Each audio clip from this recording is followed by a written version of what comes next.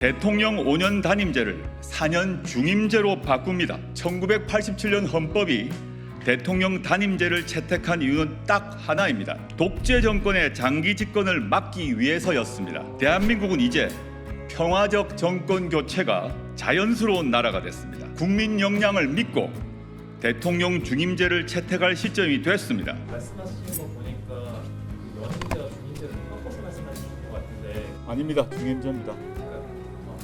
연속해서 1회에 대한 중임이면은 1회 연임으로 네네. 그 말입니다. 여기 중임제도 대통령 중임제도.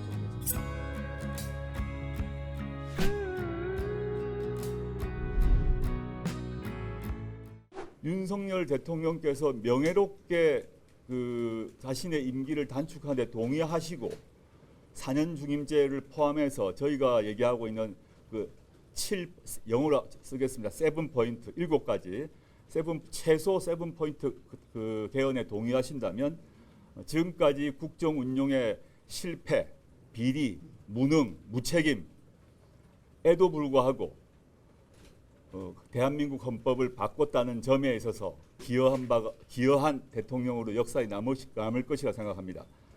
지난 2년간 윤석열 정권이 법과 제도에서 이룬 것은 제 기억에 개식용 금지법밖에 없는데 개식용 금지법은 제가 아는 바로는 김건희 여사의 관심사항으로 알고 있습니다.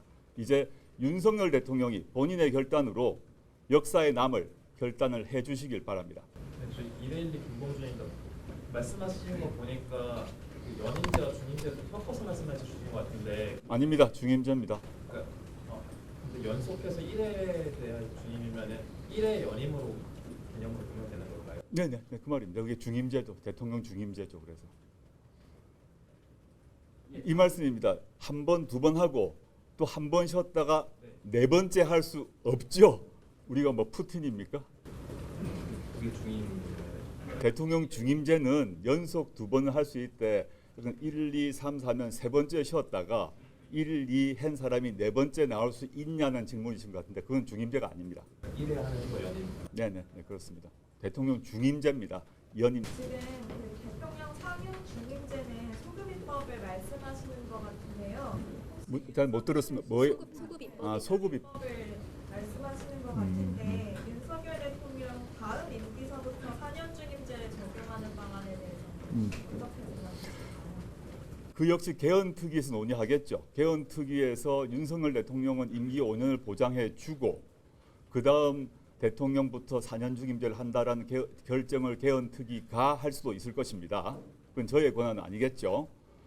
근데 저희 당은 그건 아니다 생각을 하고 있어서 부칙을 통해서 현직 대통령의 임기를 줄이는 방안이 맞다라고 생각합니다. 권력구조 개헌 같은 YTN 이준혁. 네네. 네, 권력구조 개헌 같은 경우에는 아무래도 여야 합의나 이런 것들이 좀 어려워서 야당에서 뭐 윤호중 의원 같은 경우는 원포인트로 개헌을 하자 이런 제안을 하시기도 했거든요. 그래서 뭐 실현 가능성이나 이런 면에서 혹시 원포인트 개헌에 대해서는 따로 대통령 거부권을 제한하는 원포인트 개헌을 하자고 윤호중 의원께서 말씀하신 걸 보도를 통해서 보았는데요. 개헌을 한다고 하면 나라 전체를 바꾸고 국민투표까지 해야 됩니다. 국민투표를 해야 되는 사안에서 대통령 거부권 제한 그거 하나만 가지고 국민투표를 한다는 것 너무 좀 우리가 해야 될 논의 우리 전체 국력이 다 동원돼야 되는데 너무 아깝지 않나 생각을 해요. 하려면 저희가 7포인트라고 한 건데 사실 개헌하려면 한두 개가 아닙니다. 근데 물론 이 역시 개헌특위에서 정해야겠죠. 뭐 7개를 할지 10개를 할지 그건 뭐 지금 예단할 수 없는데 조국혁신당 입장에서는 현 시기 최소 필요한 것을 뽑아보니 한 7개가 되었다. 이렇게 말씀드리겠습니다. MBN 강용 기자입니다. 수도 이전 관련해서 이번에 제안을 주셨는데 예전에 대표님이 권력기관에 대해서 구체적으로 지방 이전도 필요하다고 말씀하셨는데 네. 혁신당에서 그리시는 지금 뭐 수도 이전이라든지 그런 거는 좀 어느 법위까지 생각을 하고 계시는가요? 권력기관의 이전 문제는 헌법 사항은 아닙니다. 법률 사안입니다. 그래서 오늘 얘기의 주제는 아닙니다만은 제가 이제 과거 학자 시절부터 권력기관 정확히 얘기하면 수사기관, 기소기관, 법원, 그다음에 사정기관 등을 특히 국민의 그 국민들의 편의와 관계 없는 그런 기관들을 지방에 보내자라는 것이 저희 개인적 학자적 소신이었고 지난 선거 과정에서 개인적 의견으로 밝힌 바 있습니다. 근데 조만간 저희가 정책위에서 더 다듬어서 제안을 할 건데요. 예를 들어서 헌법재판소는 일반 시민들이 갈 일이 없습니다. 그리고 변호사들이 주로 가면 됩니다. 헌법재판소가 왜 서울 안국동에 행정 소재는 정확히 확인해 보셔야 됩니다. 안국역 근처인데 안국동인지는 잘 모르겠습니다. 거기에 있어야 하는지, 헌법재판소가 왜 전주에 가면 안 되는지, 대검찰청 일반 국민들이 갈 일 거의 없습니다. 대검찰청이 대구로 가면 왜 안 되는지, 대법원 역시 일반 시민들이 갈 일이 없습니다. 다 변호사들이 파일로 전송하고 받습니다. 대법원이 예를 들어서 광주에 가면 왜 안 되는지, 감사원이 청와대 뒤쪽에 있는데 감사원 일반 시민들이 갈 일이 없습니다. 감사원이 예를 들어서 또 뭐 강원도에 왜 가면 안 되는지 저는 잘 모르겠습니다. 이 지방 이전 문제가 다 법률 사안이기 때문에 얼마든지 국회가 결정을 하면 갈 수 있습니다. 개헌 사안은 아닙니다. 네, 다음 일정이 있어서 마지막 질문 받겠습니다. 잘 못 들었습니다. 어디시라고? JTBC. 네.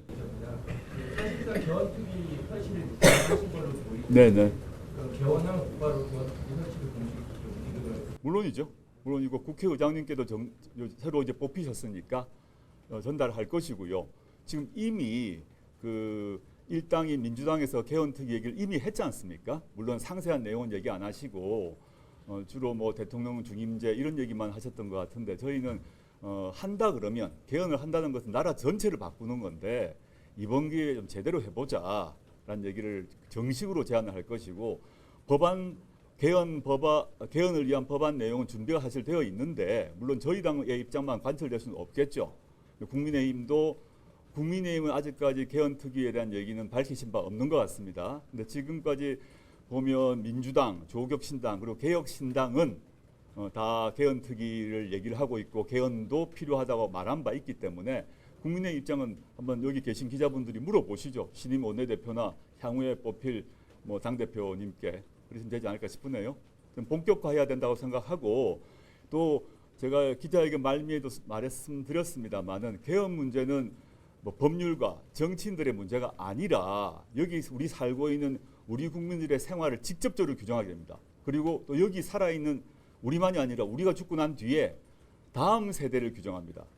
1987년 헌법이 37년 동안 규정됐듯이 이번에 한번 만들면 또 그만큼 뒤까지 가지 않겠습니까?